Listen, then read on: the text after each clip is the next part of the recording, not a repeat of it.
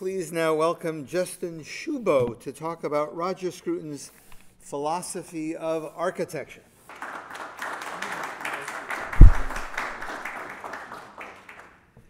It's an honor to be here today. Sir Roger Scruton's writing on architecture has been a major influence on me, and I got to know him slightly when he served on the board of advisors of the organization I lead, the National Civic Art Society. As the many diverse topics in this conference demonstrate, Roger Scruton was a polymath. But though he was deeply learned in many areas of knowledge, one of his preeminent interests was that of architecture. And in terms of influence on the real world, it is perhaps where his ideas have had the greatest observable impact. Scruton is unusual among contemporary philosophers for combining the via contemplativa and the vita activa. He didn't confine himself to living the life of the mind. He put his ideas into action. During the 1980s, he smuggled anti-communist writings behind the Iron Curtain in Eastern Europe at great risk to himself. And indeed, the secret police would follow him, catch him, and rough him up. More recently, as I'll discuss, he accepted a position of government leadership in British architecture and planning. He didn't just get roughed up, he got defenestrated. In my mind, Scruton was the greatest philosopher of architecture of his time. Indeed, despite his vocal political conservatism, which is anathema in universities, his philosophical writings are studied by academics in the field of aesthetics. He is widely ignored in architecture schools, however. The cult of modernism reigns supreme, and no heretic may be admitted. Scruton's first major statement regarding architecture occurred with the publication in 1979 of his book, The Aesthetics of Architecture. Not only was it the first book-length discussion of architecture by any British philosopher, it represented one of the first sustained attacks on the doctrines underlying modernist architecture. Scruton was one of the first to point out that the emperor has no clothes. His Aesthetics of Architecture is a scholarly treatise, technical and abstruse at times, in which he attempts to discover the essence of architecture. Demonstrating incredible breadth and open-mindedness, he employs the methods of analytic philosophy as well as those of German idealism. One other way he distinguished himself from analytic philosophers was by writing with literary flair. He didn't just understand style, he wrote with it. I don't wish to delve too deep into the book. This is not the venue in which to discuss the nuances of Kant's aesthetic philosophy or how to interpret Borromini's oratory in Rome. But I do want to highlight a few themes that would appear throughout his later efforts as a public intellectual, his writings that have been the most widely read and influential. One is that architecture is fundamentally an aesthetic endeavor. It is the appearance of buildings that ought to be paramount, not the underlying structure, utility, or function, not the invisible things. This might be obvious to lay people, but it is not to architects ever since the advent of modernism between the First and Second World Wars. Scruton also refutes the modernist doctrine of functionalism, the idea that the form of a building ought to necessarily flow from its function and nothing else, that beauty comes from form following function, to adapt the dictum of the American architect Louis Sullivan. Scruton shows that this is false since, among other things, the meaning of the term function is obscure. Doesn't mean the function of the whole building or of the function of its parts, such as its plumbing and wiring. Functions that are quote-unquote revealed in a building like the Pompidou Center in Paris, as you can see here. I'm going to refer to slides that are not visible in this room, but that will be available in the video. If function is meant to mean the function of the parts, it makes no sense to treat it as the basis of aesthetic experience. Moreover, the function of the building is indeterminate and can change over time. A church, for instance, can be converted into a theater or a train station into a hotel. Are we therefore to judge the resulting buildings as failures? And here is an example of Denver's Union Station, a train station from 1881 that has been reused as a hotel and a venue for numerous restaurants. Scruton also critiques other modernist doctrines, such as the view that architecture must flow from the zeitgeist, the necessary unfolding of the spirit of the age. This view is rooted in Hegel's philosophy of history. The idea that architecture must embody the zeitgeist is a deterministic view that holds that building in the spirit of another age, for instance, building a Romanesque building in the contemporary era, is an instance of false consciousness denying what we must necessarily accept. As a result, designing and building in a historic style of architecture must always fail. It is even immoral. This is especially the case since the evolution of the zeitgeist, as in the Marxist philosophy of history, is held to be inexorably a matter of progress. The present spirit of the age is always superior to that of the past.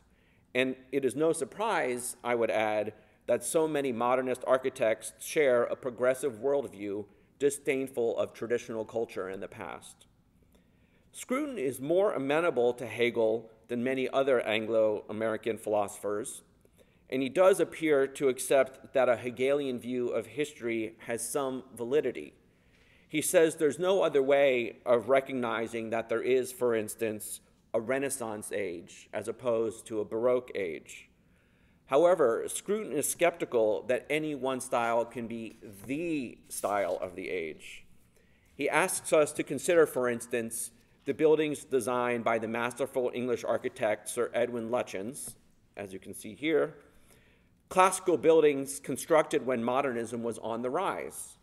Scruton maintains that Lutyens was as much of his time as any modernist architect. Scruton draws some important distinctions between architecture and other arts. For instance, every building is located in a particular place.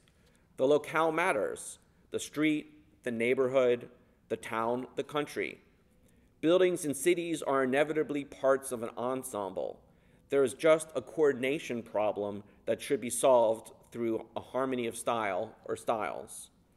New buildings either fit in with existing buildings or clash with them. New buildings can also clash with each other. Civility is a great virtue in architecture, and it is a hallmark of modernist buildings that they lack this virtue. They lack a sense of cooperation, a demonstration of the respectful conversation that is required in a civilized society. Another unique feature of architecture is that it is inherently public. It is forced upon us.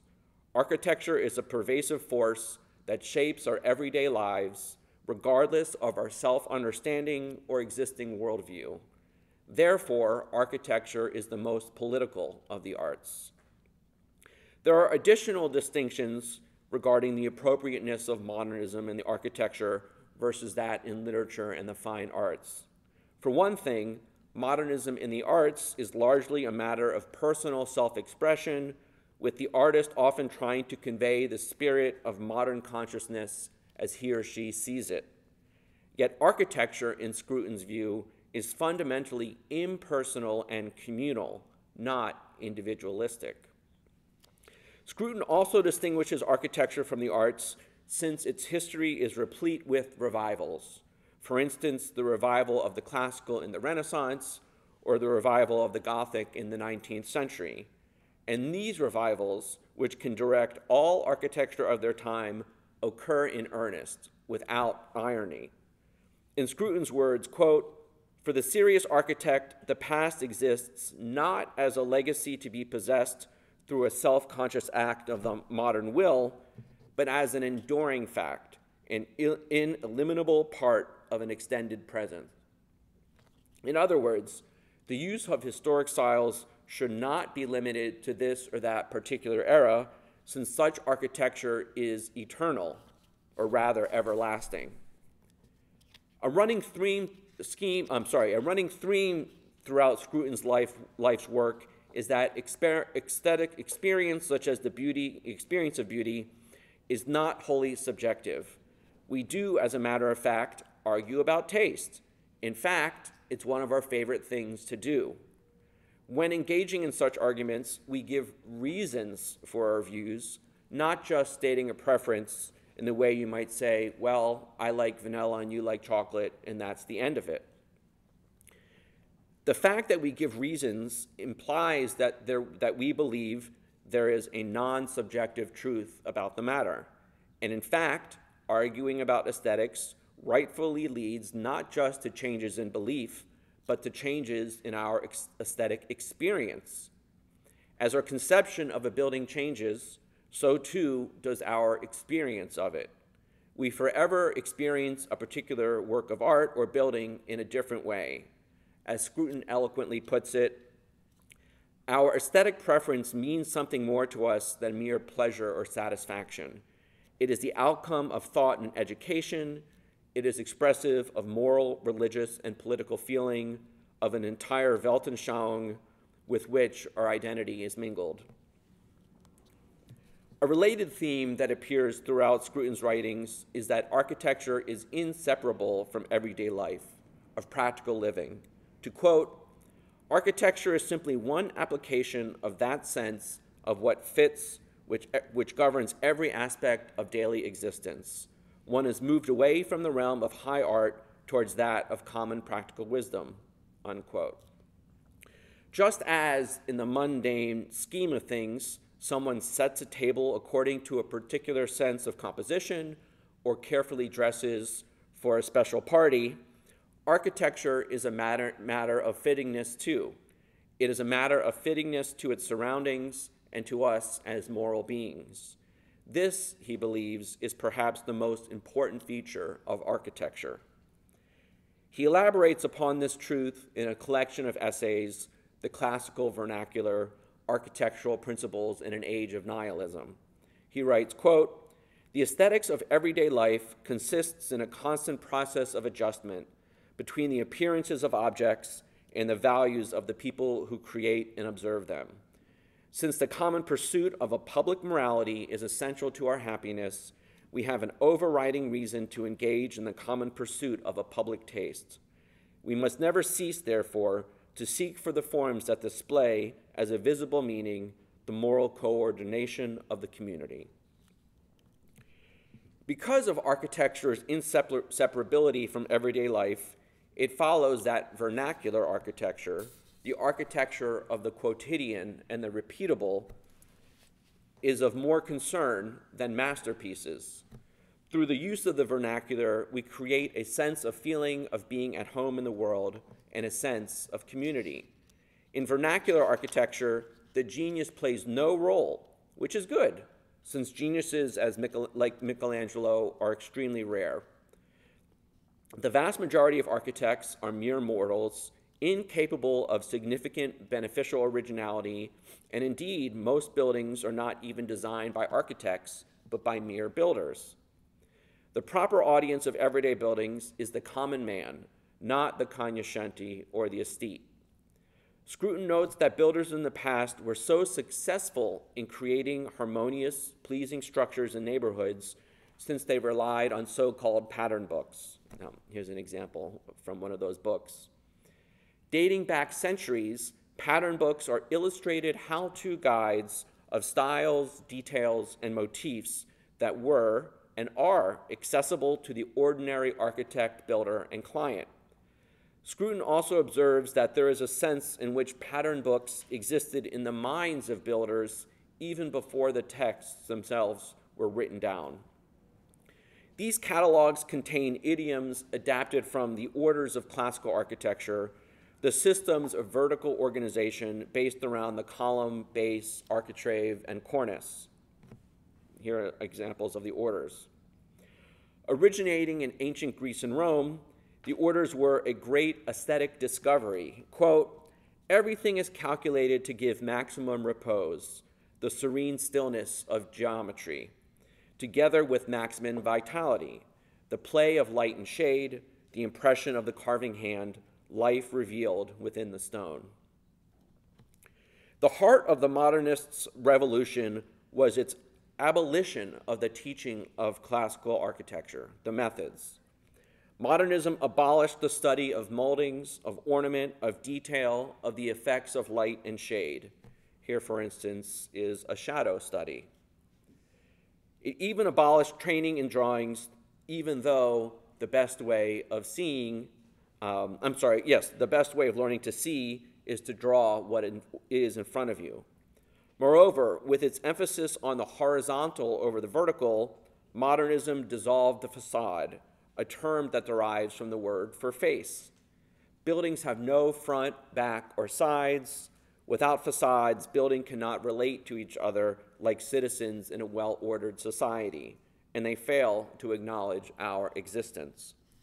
So here is a streetscape showing the emphasis on the horizontal in modernist architecture, unbearing, almost difficult to accept horizontal.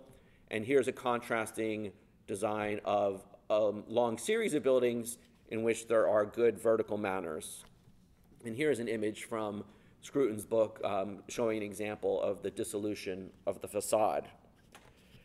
Scruton said much more than this about architecture, but that's all I have time for now. I want to briefly discuss what occurred when he entered the public arena in this domain. In 2018, he co-authored a report published by Policy Exchange, a leading politically conservative UK think tank, titled Building More, Building Beautiful. The report argued that the severe lack of newly built housing in the country must be blamed on a failure of aesthetics. There was so much popular opposition to new development since the people of Britain assumed that the results would be soulless and ugly. The report provided evidence that in contrast to the modernist dreck that was typically being built, ordinary people preferred traditional architecture they perceived as creating a sense of community, comfort, and togetherness.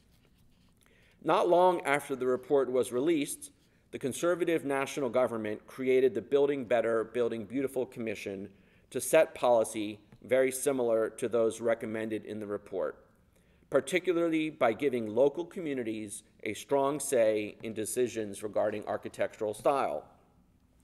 Kit Malthouse, the UK Minister for Housing, published this tweet, which caused outrage from the architecture establishment. As you can see, he's comparing a new glass building with a masonry Greek revival one, saying one will last for the ages, and not the other. Scruton was appointed the unpaid chair of the commission.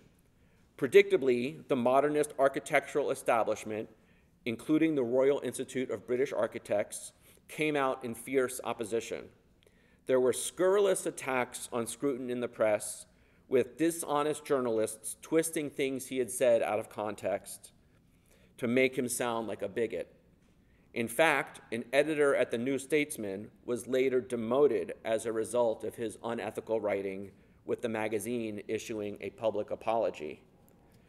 Throughout the attacks on him, Scruton defended himself by saying that his role as chair was simply to protect the public from architects imposing their values on him. He said, quote, "I want to give the public the opportunity to have the kind of architecture they would vote for, not the kind that is imposed on them by the disciples of Le Corbusier or Mies." Alas, in a shameful turn of events, Scruton was fired from the position. Ultimately, the truth about what he had actually meant surfaced, and 3 months later, he was reinstated as co-chair. In another heartening development, the government went on to create a new office, the UK Office of Place, to oversee and implement the recommendations in the recommendations from the Building Better Commission. The head of that office is Nicholas Boy-Smith, who was Scruton's co-chair. Traditional architecture remains on the rise. In October, even the leader of the Labour Party, Sir Keith Starmer, pledged to build Georgian-style townhouses in urban areas. That would have been unthinkable. A different controversy regarding the democracy of design took place in America in early 2020, 1 month after Scruton passed away, when there were press reports of a leaked draft executive order from the Trump White House. The order would reorient federal architecture from modernism to classical and traditional design.